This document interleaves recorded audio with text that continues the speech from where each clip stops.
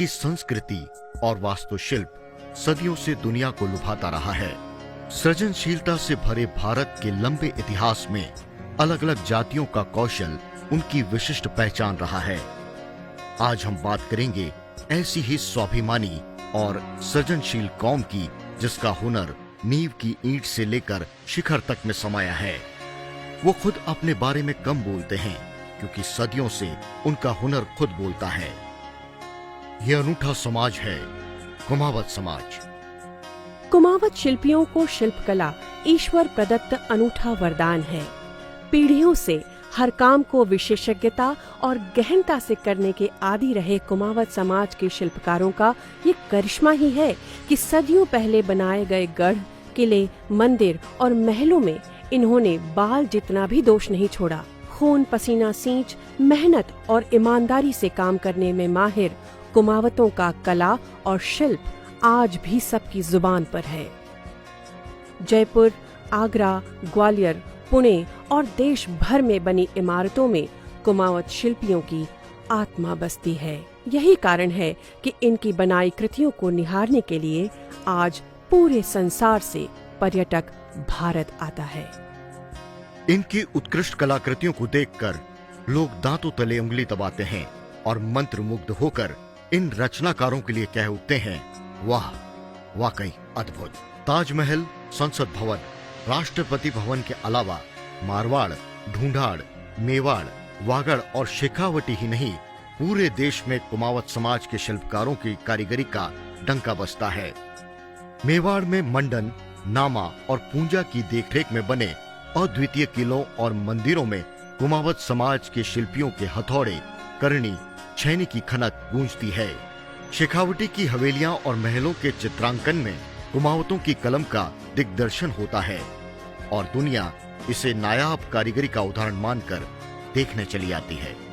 चित्तौड़ का विजय स्तंभ, जयपुर का हवा महल, सिटी पैलेस और आमेर का विश्व प्रसिद्ध किला आदि अनगिनत इमारतों को तराशने वाले कुमावत समाज पर पूरे देश को नाज है।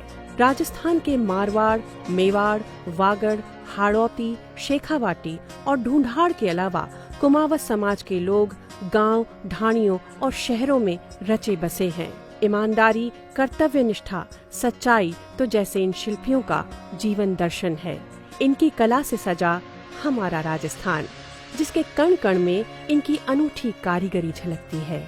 सलाम है इनके योग्य पूर्वजों को, जिन्होंने इस धरती माता का अनूठा श्रृंगार किया। धन्य है इनकी माताएं, जिन्होंने इन्हें ईमानदारी का पाठ पढ़ाया। यही कारण है कि आज भी लोगों को कुमावत कारीगरों पर ही भरोसा है। लाला कैकटिया ने ही तो इस गुलाबी नगरी का मानचित्र बनाया था। अष्ट सिद्धि नवनिधि के आधार पर बसाए इस जयपुर के निर्माण में बाल जितना भी दोष नहीं छोड़ा। राजस्थान को खूबसूरत बनाने वाले शिल्पियों को वास्तुशास्त्र और भवन निर्माण का ईश्वर प्रदत्त ज्ञान है। देश की राजधानी दिल्ली में तो कुमावत शिल्पियों का जलवा रहा है। रायसीना हिल्स, जयपुर हाउस की नेशनल आर्ट गैलरी और न जाने क्या क्या बना दिया इनके पूर्वजों ने। इनकी साधना भी उच्च श्रेणी की है। चाहे कुछ भी हो जाए, काम में दोष और ओलमा नहीं रहता। आदिकालीन पौराणिक कुमावत जाति के लोग शिल्पी, सलावत, वास्तुविद, चित्रकार, गजधर, संतरास, राजमिस्त्री, राजकुमावत और उस्ता जैसी उपाधियों से सुशोभित हैं। महाराणा कुंभा हो या जयपुर के महाराजा सवाई जय सिंह द्वितीय, इनके आदेश पर इन शिल्पियों ने इमारतों को अपनी हथौड़ी से ऐसा तराशा कि गढ़ और किलों के बाहर चाहे राजा महाराजा का नाम हो, लेकिन भीतर तो कुमावत शिल्पियों का खून पसीना ही बह रहा है।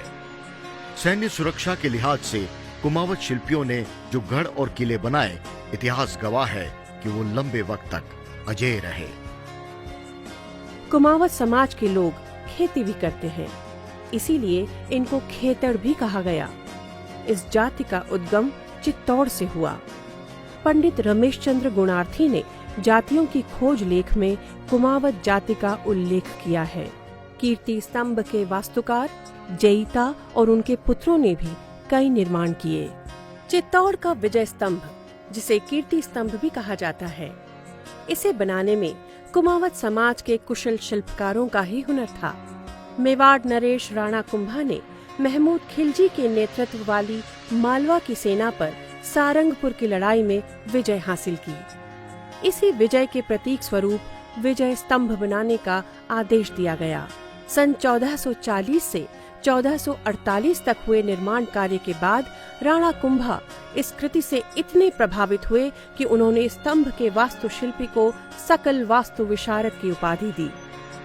इन शिल्पकारों के सम्मान में आयोजित भव्य कार्यक्रम में राणा कुंभा ने सलावत, वास्तुविद, चित्रकार, गजधर, संतरास, राजमिस्त्री जैसी अलग अलग उपाधियों से नवाजे जाने वाले शिल्पकारों को एक नई उपाधि देते हुए कहा, हे कुमावतों, आपकी कला अद्भुत है, आप लोग धन्य हैं।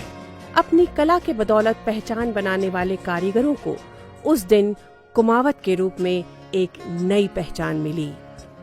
राणा कुंभा ने कुमावत शब्द की व्याख्या करते हुए कहा, कु शब्द का अर्थ है धरती, और धरती माँ का श्रृंगार करे, रक्षा करे, वही कहलाए कुमावत।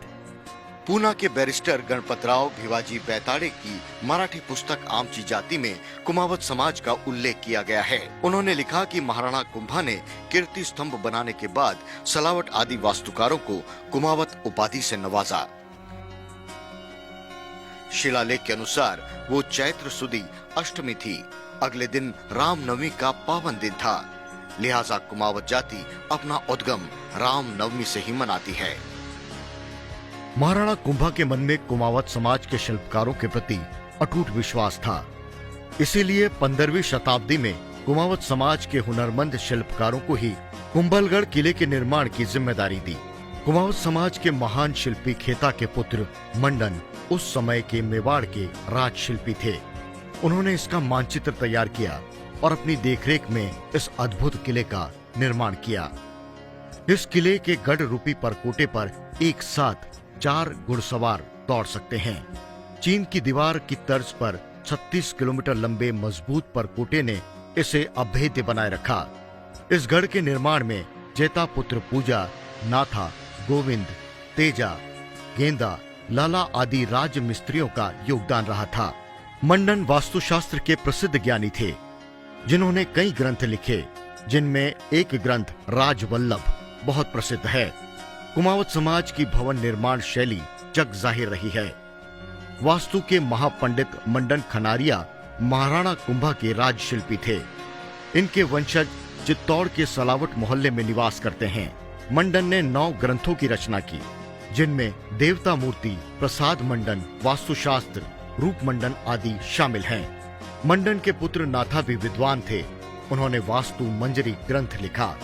गोविंद ने 3 ग्रंथों में यथा कलानिधि, उद्धार धारिणी, दीपिका जैसी महत्वपूर्ण सामग्रियां लिखी, जबकि शिल्पकार ईश्वर का आमेर दुर्ग के निर्माण में अभूतपूर्व योगदान रहा।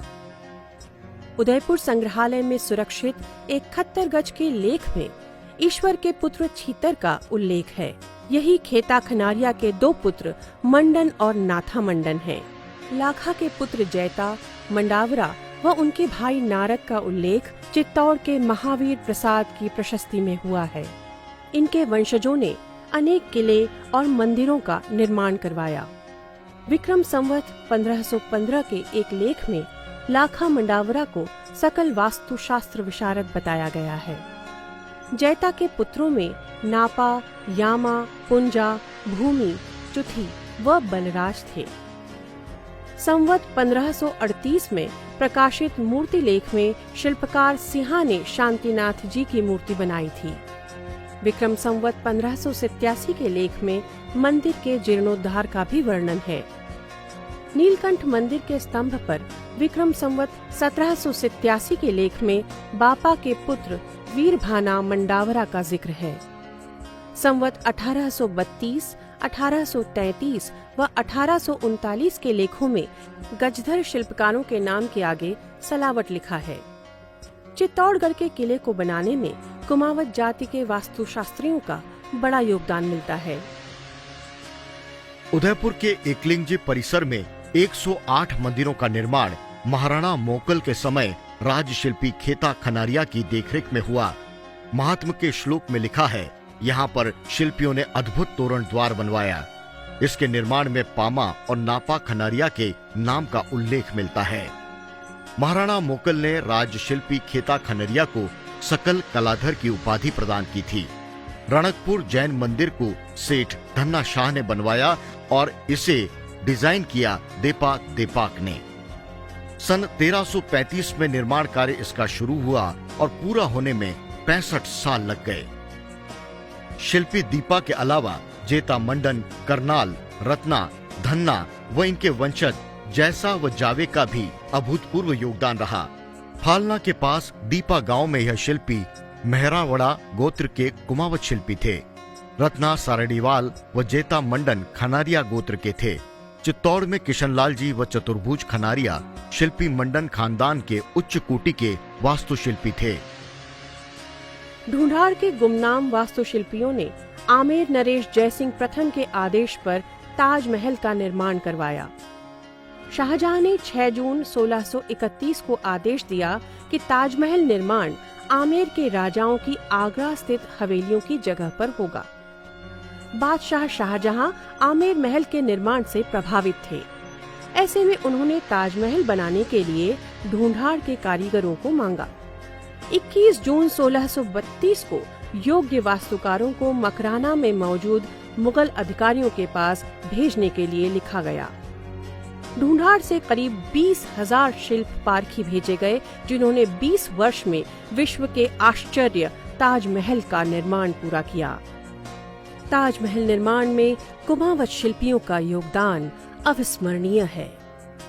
19वीं सदी में फतेहपुर आदि की हवेलियां और झरोखे बनाने में तुनवाल परिवारों की चित्रकारी का कमाल रहा। आत्माराम, बालूराम, मोहनलाल, चुन्नीलाल, रामचंद्र, बंशीधर और कन्हैया लाल आदि ने बड़ा काम किया। लक्ष्मणगढ़ में बालचंद्र मारोठिया व द्वारका प्रसाद का नाम मशहूर है। सीकर में हिंदू जैन मंदिरों और हवेलियों के अलावा ढूंढाड़ का चित्रांकन विश्व प्रसिद्ध है। वहीं जयपुर में साहिब राम नामक चित्रकार बहुत प्रसिद्ध हुए। मनीराम सिरोहिया तो वास्तु के साथ खगोल शास्त्र के भी पारखी थे। उन्हीं की देखरेख में जंतर मंतर का निर्माण हुआ।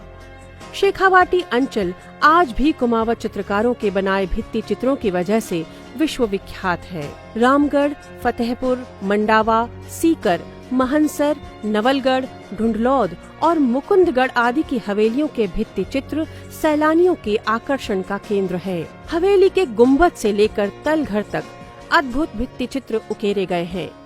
यही कारण है कि शेखावाटी को चित्रकला की खुली दीर्घा भी कहा जाता है। चेजारों ने हवेलियां बनाने के साथ अद्वितीय चित्र भी बनाए। 1680 में चित्रकार हंसा द्वारा बनाई गई कृतियां इतिहास का स्वर्णिम हिस्सा हैं। इसके अलावा प्रताप बैंडवाल, गोविंदराम, मांगीलाल घोडेला, लादूराम बबेरवाल, गिरधारी सिरसवा, कन्हैयालाल, शिवलाल बरबुड़ा, आनंदीलाल बैंडवाल, नारायण, जीतमल, बालूराम किरोड़ीवाल, रामचंद्र घोडेला, कस्तूरचंद नैनवाल जैसे विख्यात चित्रकार हुए, जिनके वंशज आज भी इस कला को जीवित रखे हुए हैं।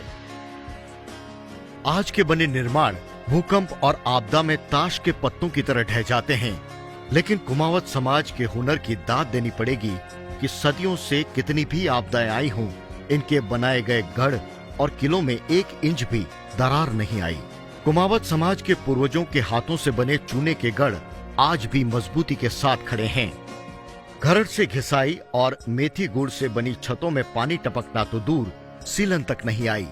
कुचामण का किला देख लीजिए, रामचंद्र मेघराम ने इसे बनाया था। नारायण घोडेला के नाम से कल्याण जी का रास्ता में एक गली है। उदयराम घोडेला को जोधपुर के महाराजा ने सोने का कड़ा देकर सम्मानित किया था और सांभर के कन्हैयालाल चित्रकार और मारोट का कला घराना तो देश भर में प्रसिद्ध है। स्वाभिमान और कड़ी मेहनत के बल पर इन्होंने अन्य समाजों के बीच इज्जत और बड़ा मकाम हासिल किया है। आज भी जब भवन बनता है तो कारीगर और उसके औजारों का पूजन किया जाता है। चंदन की कारीगरी हो या विश्व प्रसिद्ध शीश महल में कांच की जड़ाई, चित्रकारी ऐसी कि हजारों साल बाद भी फीकी नहीं पड़ी। विश्व प्रसिद्ध ईसर लाट का निर्माण सन 1749 में गणेश राम के निर्देशन में हुआ। वास्तुविद मंडन के दूसरे पुत्र ईश्वर का ग्रंथों में उल्लेख मिलता है। जयपुर महाराजा सवाई जयसिंह द्वितीय ने जब अश्वमेघ यज्ञ करवाया तो इसी यज्ञ के दौरान मानसागर झील में उस्ता राम नारायण खोवाल व हीरालाल नागा की देखरेख में महल बना। यहाँ मेहराब और छतरियों का शिल्प अति उत्कृष्ट है। झील में बने महल को आमागढ़ और घाट के पत्थरों की नींव पर खड़ा किया गया। महल पर चूने के मिश्रण से ऐसा प्लास्टर किया गया जिसकी वजह से पानी में होने के बावजूद आज भी महल पूरी तरह सुरक्षित है। वास्तुकार उस्ता लाला कैकटिया ने जयपुर का मानचित्र कपड़े पर बनाया, जो सिटी पैलेस के संग्रहालय में रखा गया है।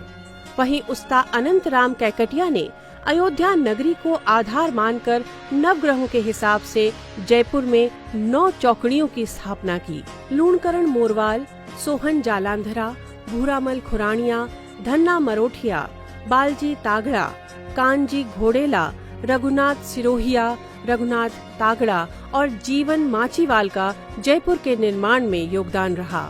अनंत राम कैकटिया ने सोने का हल चलवाकर जयपुर की आधारशिला महाराज से रखवाई, इसीलिए इन्हें हालूका नाम से भी जाना जाता है। इनके वंशज आज भी जयपुर व नाथद्वारा में बसे हैं।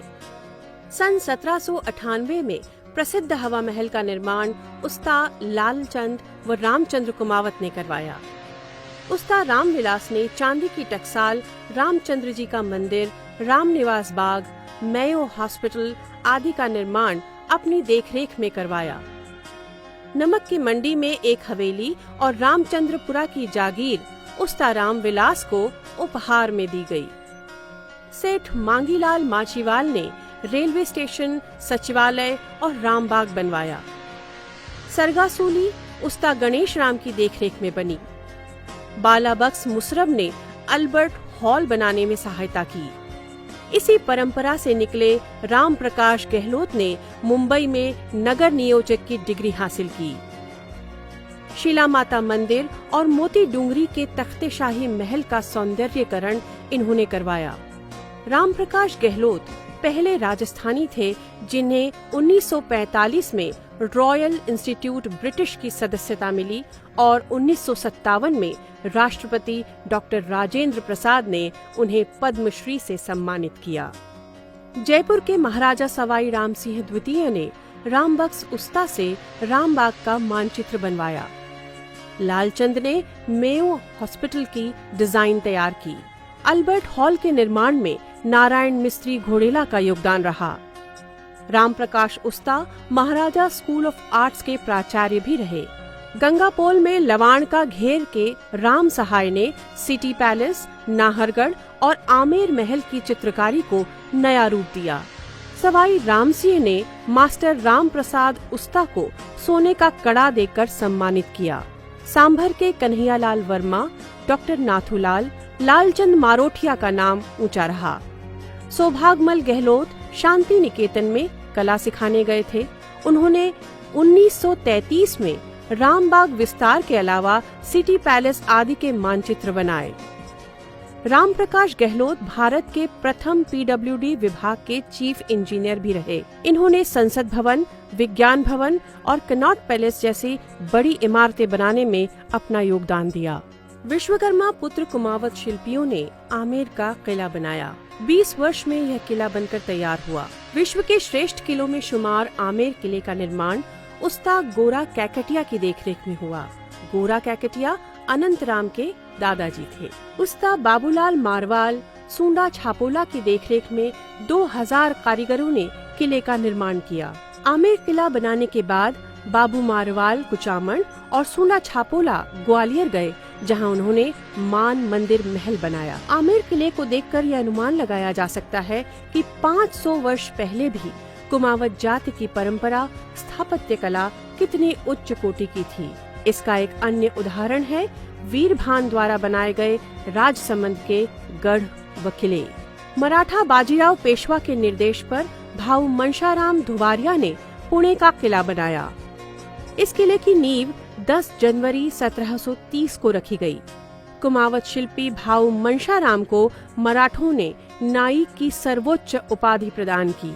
मारवाल, मरोड़िया, कारगवाल, राहोरिया, छापोलिया, सिरोहिया, बबेरवाल, बड़ीवाल, खोवाल, घोड़ेला, अजमेरा, जालवाल, अनावड़िया, कैकटिया, बरबुड़ा, सोकिल, निराणिया, खाटवाल, खोरानिया, बारावाल, महरावड़िया, सारड़ीवाल, टांक, गैदर, राजौरिया, जलांधरा, माचीवाल, सिरसवा, बोड़िया और खुड़िया सहित करीब 700 से अधिक गोत्र हैं इनके। पूर्व में कुमावत समाज की सामाजिक संस्था का नाम कारीगर कुमावत हितकारिणी सभा हुआ करता था। कामगार व दस्तकार जातियां वर्ण व्यवस्था के अनुसार क्षत्रिय लगाया करती थी, जैसे क्षत्रिय नामदेव समाज, क्षत्रिय स्वर्णकार समाज, क्षत्रिय माली समाज आदि। उसी प्रकार कुमावत समाज भी क्षत्रिय कुमावत समाज लिखता आया है। कई वर्षों से समाज की सभी संस्थाएं क्षत्रिय कुमावत समाज के नाम से पंजीकृत हैं। कुमावतों ने इस देश की पावन धरा पर अपने सृजन के जरिए श्रृंगार किया है। इस धरा पर अपनी कल्पनाशीलता को औजारों के जरिए अपने हुनर में ढाला और ऐसी बेजोड़ इमारतें और कलाकृति दी हैं जो आज भारत की स्थापत्य कला की पहचान कही जा सकती है। अगर विश्व भारत की वास्तुकला स्थापत्य कला का लोहा मानता है तो उस कलाकृति में, उस इमारत की नींव में यकीनन कुमावत समाज के किसी शिल्पकार का हुनर समाया हुआ है। राजस्थान ही नहीं, समूचा देश इनके प्रति कृतज्ञ है। देश को नाज है कुमावत समाज के पूर्वज और आज के हुनरमंद लोगों पर।